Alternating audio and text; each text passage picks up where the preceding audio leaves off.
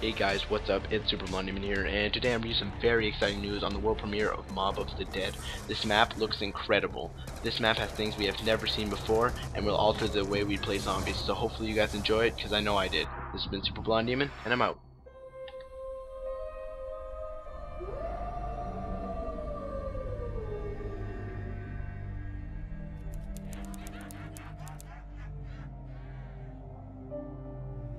Where are we going from here?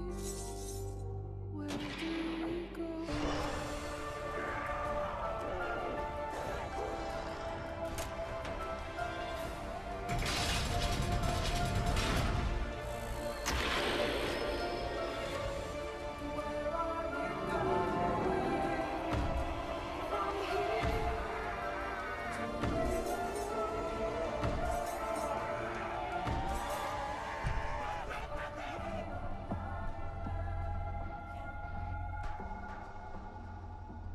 It was a challenge to try and capture something as iconic as Alcatraz.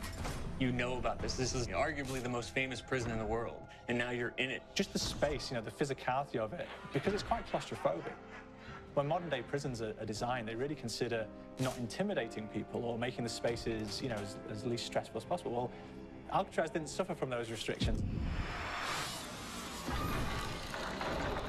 They did the research, they went out, studied Alcatraz, not just from books or internet.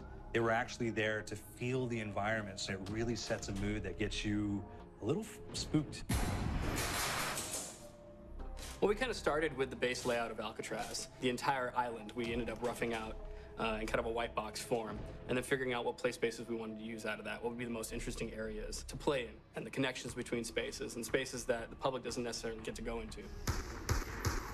We really did a lot of pushing to really enhance that psychological horror aspect that we're really looking for. And this is a really good opportunity to really tell something special. Like I got stuck right through the gates to hell.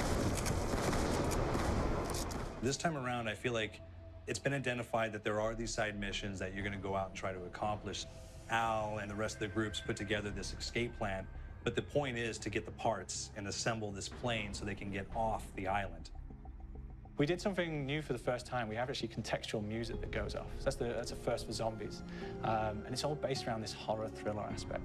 Every location will have a specific stinger that you hear when you find it, when you discover it, when you start unraveling the story. We start building on the music that you're hearing, and it's really enhancing that experience and going along with it in parallel.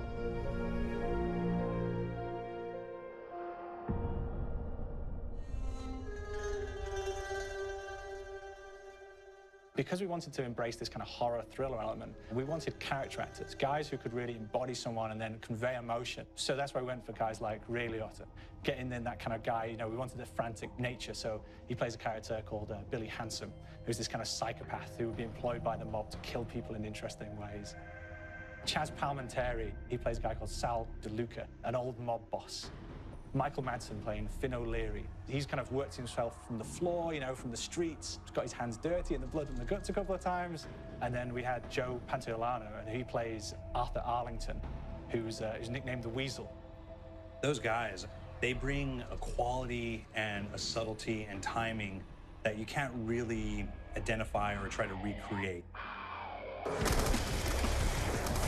Bring it on, dirtbags! You start off in the afterlife mode, and that's just going to be what's going on. You're going to try to solve the mystery from the second you start. Afterlife, to me, brings a new element, like a new puzzle element. It forces me to think a little bit more or look for the clues or kind of think of zombies on a slightly deeper level.